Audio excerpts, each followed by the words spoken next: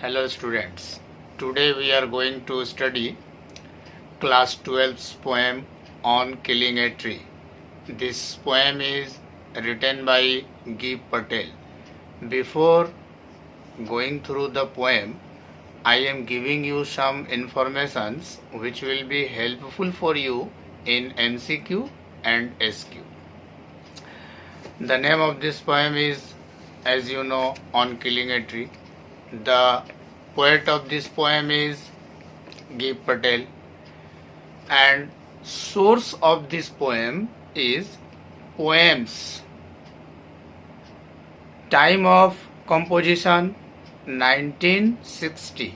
It means the poem was written in 1960, and publication of the poem 1966. It means the poem was composed in 1960, but the poem was published in 1966. In the same way, type of poem. Type of poem is ironical lyric. Theme of the poem. Theme of the poem is cruelty of man towards the environment and destruction of the tree. Structure of the poem is 4 stanzas and 35 lines. Tone of this poem is ironical and sarcastic. Mood of the poem is sad and merciless. Rhyme scheme is free verse. This was the additional information which will not be found in the poem, but it will be necessary in the examination. Now we are going to study the poem. First line, it takes much time to kill a tree. यह एक पेड़ को मारने में बहुत समय लेता है. It takes much time means यह बहुत समय लेता है. To kill a tree, एक पेड़ को मारने के लिए. Not a simple jab of the knife.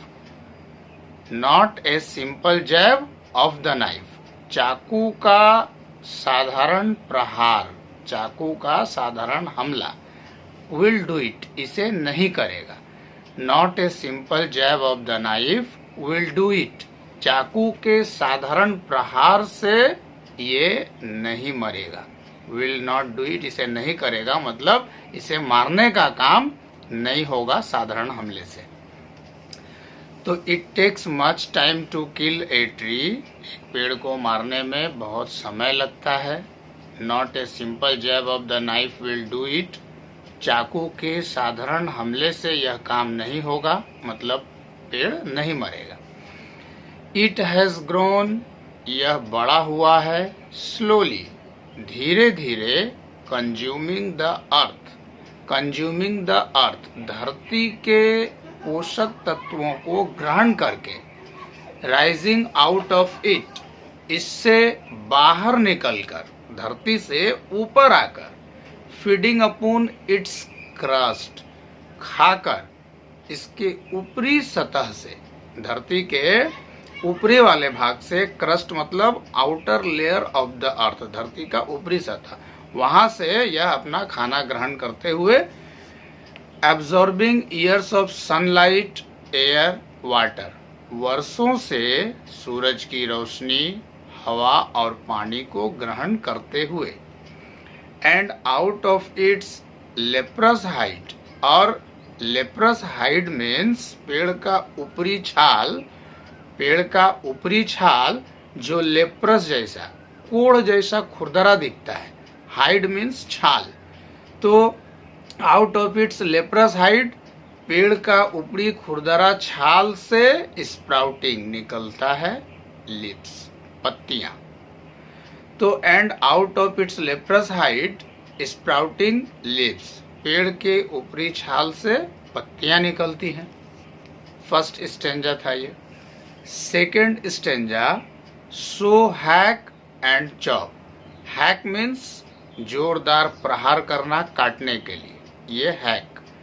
Chop means टुकड़ा टुकड़ा करके काटना.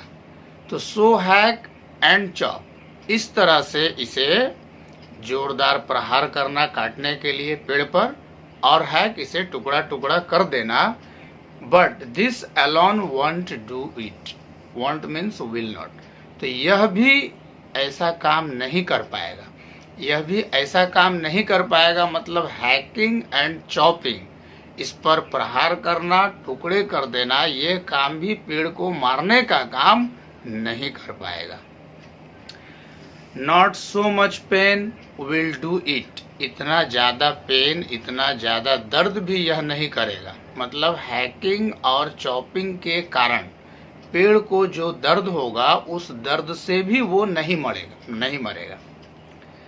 The bleeding bark will heal, bleeding bark means काटने के कारण, पेड़ को काटने के कारण उसके छाल से जो रक्त बहता है वो है ब्लीडिंग बार्क, और bleeding bark will heal, heal means ठीक होना, तो पेड़ का ऊपरी भाग से जो काटने के कारण रक्त निकल रहा है वो जख्म भी ठीक हो जाएगा। And from close to the ground, और जमीन के नजदीक से विल राइज, निकलेगा, curled green twigs, curled green twigs means घुंघरैला हरी पत्तियां, इसे काटने के बाद, हैकिंग चॉपिंग के बाद इससे दर्द भी इसे नहीं मार पाएगा, इससे बहता हुआ रक्त भी ठीक हो जाएगा, जख्म ठीक हो जाएगा, और जमीन के पास से इसी पेड़ में फिर से घुंघरैला हरा पत्तियां निकलेगी। मिनिएचर बर्ड, छोटी टहनियां, विच, जो, इफ अनचेक्ड, यदि इसे रोका नहीं जाता है, नियंत्रित नहीं किया जाता है, काटने के बाद फिर से छोटी टहनियां निकलेंगी, अगर उस टहनियों को निकलने से रोका नहीं जाए तो विल एक्सपेंड अगेन, फिर से बड़ा हो जाएगा, टू फॉर्मर साइज, पहले के आकार में। तो मिनिएचर बॉ, छोटी टहनियां, विच इफ अनचेक्ड, जिसे यदि रोका नहीं जाए तो विल एक्सपेंड अगेन, फिर से बड़ी हो जाएगी, टू फॉर्मर साइज, पहले के आकार में। थर्ड स्टैंजा, नो, नहीं, the root is to be pulled out, जड़ को खींच कर निकालना है, पेड़ को मारने के लिए, पौधे को पूरे तरह से खत्म करने के लिए, the root is to be pulled out, जड़ को खींच कर निकालना है, out of the anchoring earth, anchoring earth means पेड़ का जड़ जो जमीन के भीतर लंगर के तरह जमीन को जकड़ कर रखता है, वहां से, वो एंकरिंग अर्थ है, तो वहां से उसको बाहर लाना होगा, आउट ऑफ द एंकरिंग अर्थ, जड़ जो जमीन के भीतर लंगर के तरह जकड़ के रखा है जमीन को, वहां से जड़ को बाहर निकालना होगा। It is to be roped tight, इसे रस्सी से मजबूती से बांधना होगा, एंड पुल्ड आउट, और इसे खींच कर निकालना होगा, स्नैप्ड आउट, जर्क के साथ, झटका के साथ उखाड़ना होगा, और पुल्ड आउट इंटायरली, या पूरी तरह से खींचकर निकालना होगा। और पुल्ड आउट इंटायरली मतलब, पुल्ड आउट माने खींचकर निकालना, इंटायरली पूरी तरह से, यानी इसको पूरी तरह से जड़ सहित जमीन के अंदर से खींचकर निकालना होगा। आउट फ्रॉम द अर्थ केव, अर्थ केव का मतलब हुआ जब पौधे को जमीन से खींचकर उखाड़ेंगे तो वहां पर एक गड्ढा जैसा बनेगा, जहां पर उसका जड़ जमीन के अंदर था, वो निकलने के बाद जो गड्ढा होगा वो हुआ अर्थ केव, उस अर्थ केव से उसको खींचकर बाहर निकालना होगा, out from the earth cave. And, और the strength of the tree exposed, और इस तरह से पौधे के जड़ का स्ट्रेंथ, पौधा का ताकत एक्सपोज, सामने आएगा, प्रकाशित होगा। जब उसको उखाड़ने में इतना परिश्रम लगता है तब पता चलता है कितना मजबूत था पौधा। द सोर्स मीन्स पौधे का स्रोत अर्थात जड़, पेड़ का जड़ को सोर्स कहा गया है। वाइट एंड वेट, सफेद और भीगा, जड़ जमीन के अंदर होता है, सूरज की रोशनी नहीं पाने के कारण वो व्हाइट, सफेद है, और वेट जमीन के भीतर होने के कारण वो नमी के कांटेक्ट में है, इसीलिए वो भीगा है।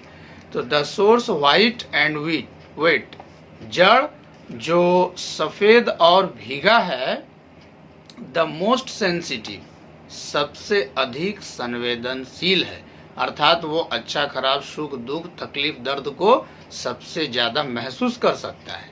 हिडन फॉर ईयर्स, वर्षों से छुपा हुआ है, इनसाइड द अर्थ, जमीन के अंदर। देन, तब, the matter of scorching and choking, तब बात आता है पौधा के स्कोर्चिंग एंड चॉकिंग का। पेड़ को मारने के लिए पेड़ को स्कॉर्चिंग, झुलसाना होगा, और चोकिंग, इतना झुलसाना होगा कि उसका दम घुटने लगे, चॉकिंग होने लगे।